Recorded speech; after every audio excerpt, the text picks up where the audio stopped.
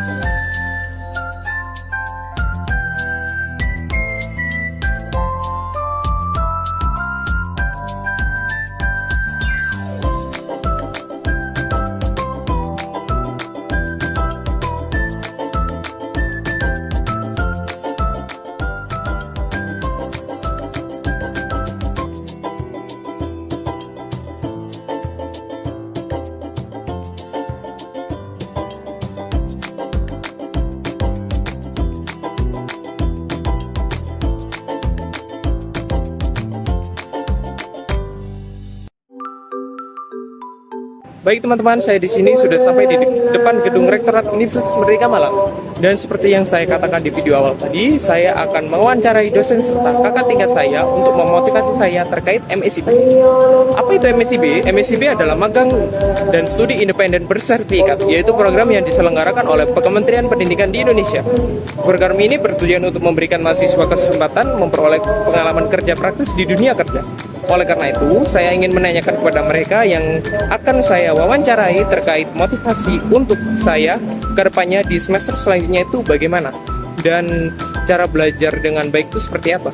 Di sini saya juga menanyakan apa saja tantangan yang ada di semester selanjutnya agar saya bisa siap menghadapi tantangan di semester selanjutnya.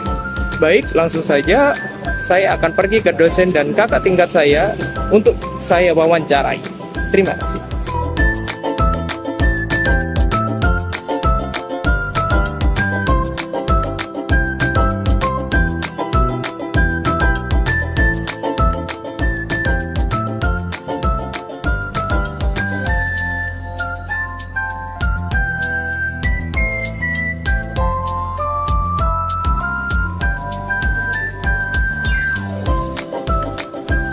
Ya, selamat pagi Bu.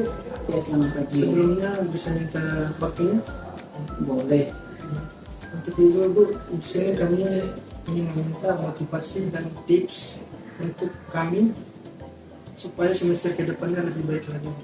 Oh, bagus sekali. Berarti ini kalian sudah siap ya untuk melanjutkan pada semester-semester berikutnya. Sangat siap. Iya Bu, Silakan. kami mau meminta motivasi dari Ibu untuk semester selanjutnya bagi kami bertiga di sini.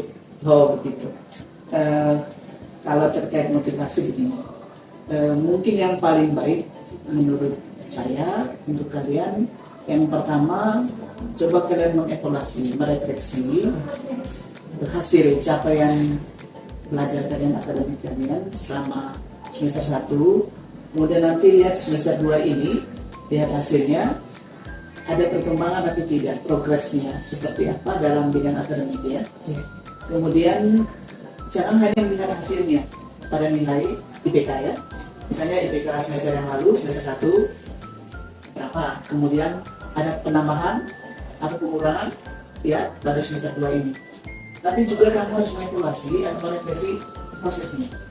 Terkadang kita itu hanya terpaku pada hasil, pada nilai IPK, tapi kita lupa pada prosesnya. Maksud saya seperti ini, kamu melihat bagaimana prosesnya kuliah pada waktu semester 1, seperti apa komitmenmu terhadap akademik, terhadap capaianmu di studi, dalam studi ya.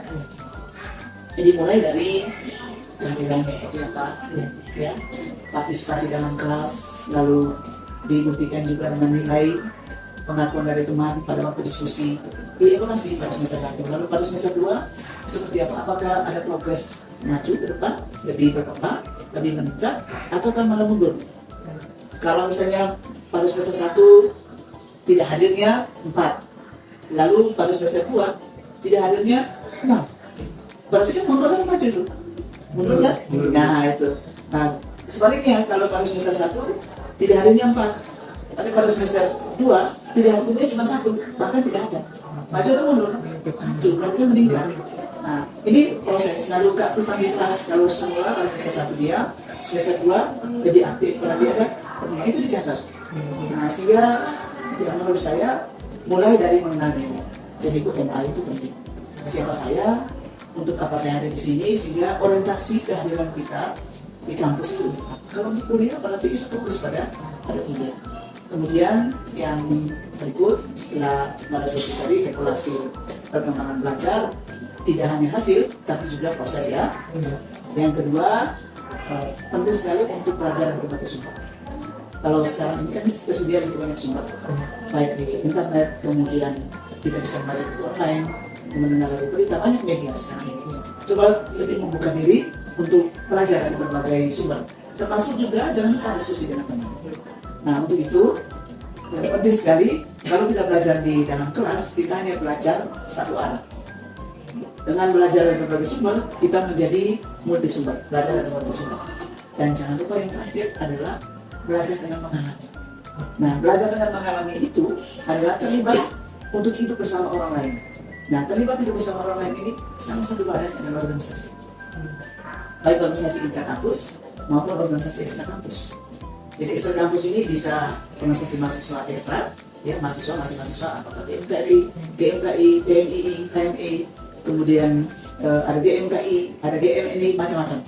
Ataukah juga organisasi ekstra kampus yang berbasiskan kedaerahan, ya, atau bakat dan seni, ya, atau juga organisasi keterampilan seterusnya. Tapi dengan atau organisasi kemasyarakatan, organisasi politik juga boleh. Tetapi kita bisa menguji, bisa mengukur dan belajar banyak hal, mengukur kemampuan diri kita.